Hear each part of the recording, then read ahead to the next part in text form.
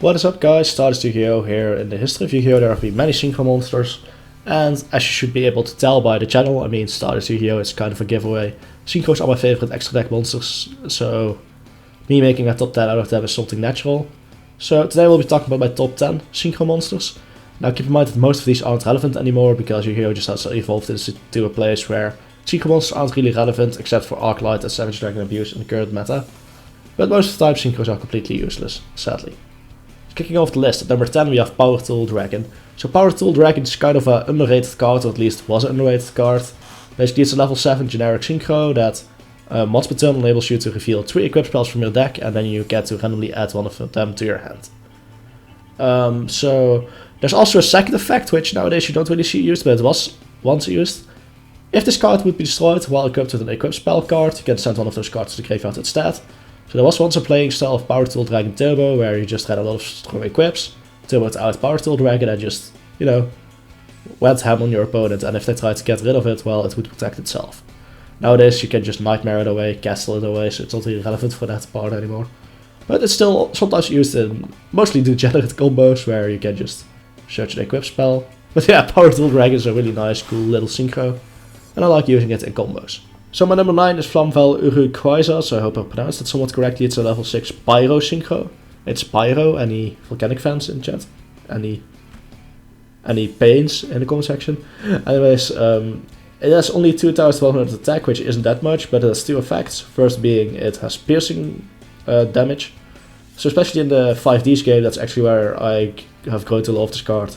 As well as would be useful, you know, just if they're stalling somewhat, you can just start punishing them. And if it inflicts damage to your opponent, it gains 300 attack. So after the first usage it becomes 2400, then after that it outgrows Gaia Knight. So it does take a while to actually scale up somewhat, especially if you can equip an equip spell to it. It is not an issue, like equip an X of Despair and suddenly you have a big beater that deals piercing, and it's becoming stronger and stronger. Now, of course, nowadays this card's not relevant, and even back then it wasn't even that good, but I just loved using it to pierce through defenses, you know, just beat them all up.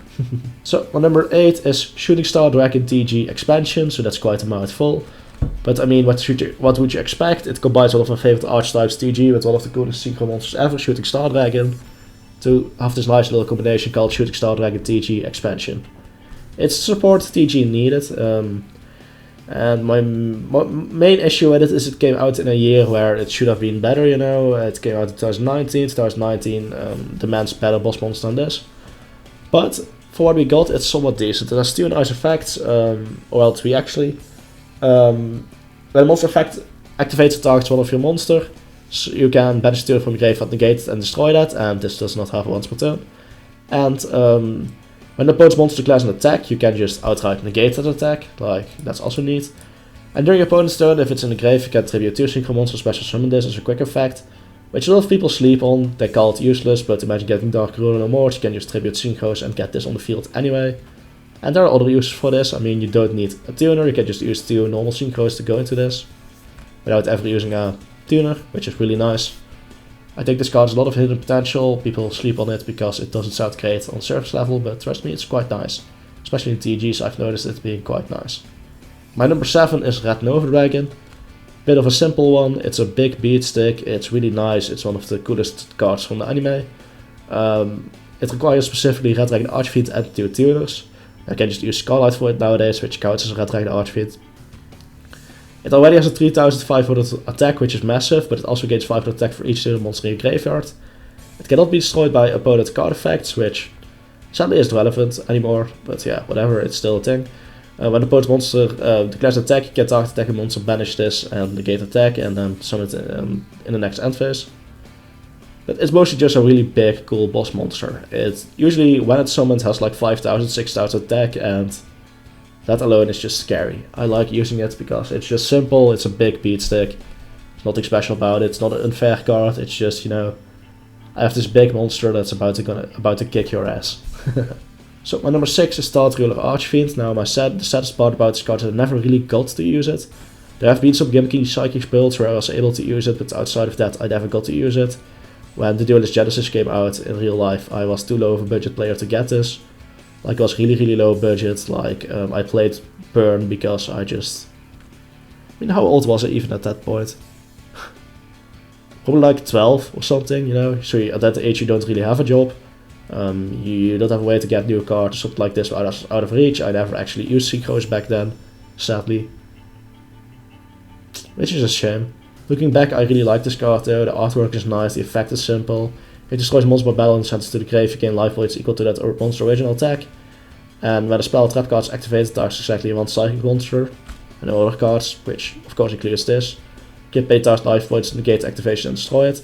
It's like a nice cool little Synchro that's not unfair, it's just a solid nice boss monster. It got power creeped really fast, but you know, it's still cool. I'm a big fan of psychics and this is definitely the coolest psychic if you ask me.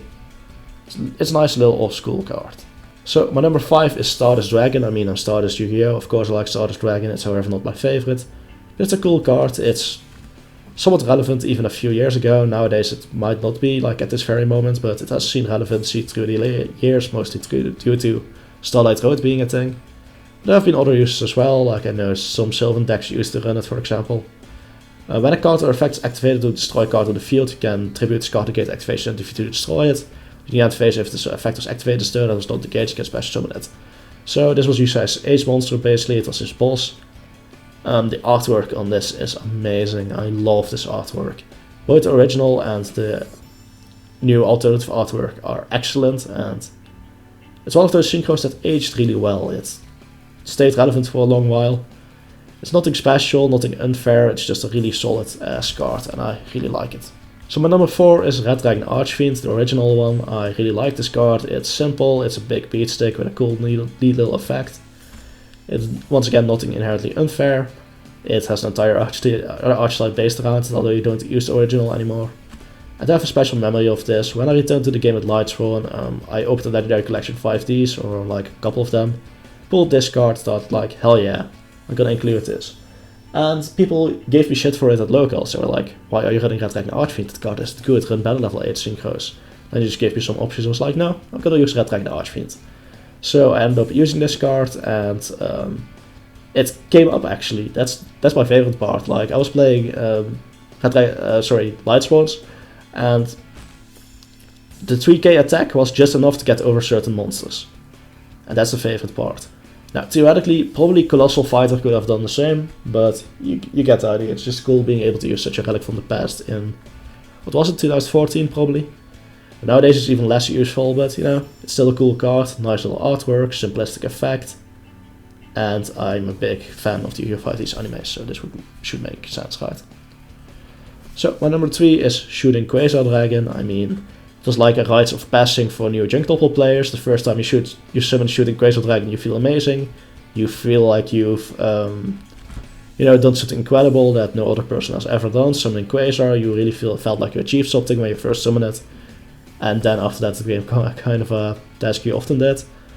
But it's a really nice cool Synchro monster. It's 4k attack, 4k defense, level 12. Like, this card is just has big dick energy written all over it. Like, it's just such an amazing card. The artwork's really nice. Out of any Synchro, this card is my favorite artwork for sure. It just has this feeling and sensation of speed on the artwork somehow, which is hard to describe. The summoning of this in the anime was amazing as well.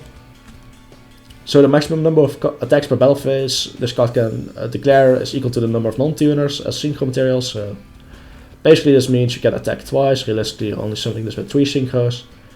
And once per turn during either player's turn when a card or effect would be activated, you can negate activation and destroy it. It's just a simple, cool, nice little big boss monster. It's such a badass moment when this got summoned in the anime, and honestly anyone who's ever played Junk Doppel knows how cool it is to summon this card. Nowadays this card is not really relevant, you can summon 3 Quasars and still lose the duel, but especially when it was somewhat new, it was a really cool card, it was really strong, and I kinda miss using it. Sadly, Cosmic Laser Dragon and Stardust Cypher Dragon are superior options nowadays. So my number 2 is Trishula, Dragon of the Ice Barrier. It's one of those cards that just didn't stand the test of time as well. Apparently Konami disagrees and limited the card last ban list, which is weird as the card is just not that great anymore. Especially when released, this card was absurd. It's a very strong effect. When this card is Synchro summoned, you can banish up to 1 card each for your opponent's hand, field and graveyard. This doesn't target, which is really nice as well. It's just, oh, you have this annoying card on the field? Yeah, it's gone now. The artwork for this card is really, really nice as well. Take a moment to appreciate the art of Trishula, it's amazing. Nowadays, sadly, it's not good enough, it's too fair of a card, you need 3 materials to make it, it only banishes 1 card on the field, only 1 from the hand, and that's just not enough. There are some loops where you can still use this in, but as a normal card to play, Trishula just isn't good enough anymore. My number 1 is Chaos Ruler, the Chaotic Demonic Dragon.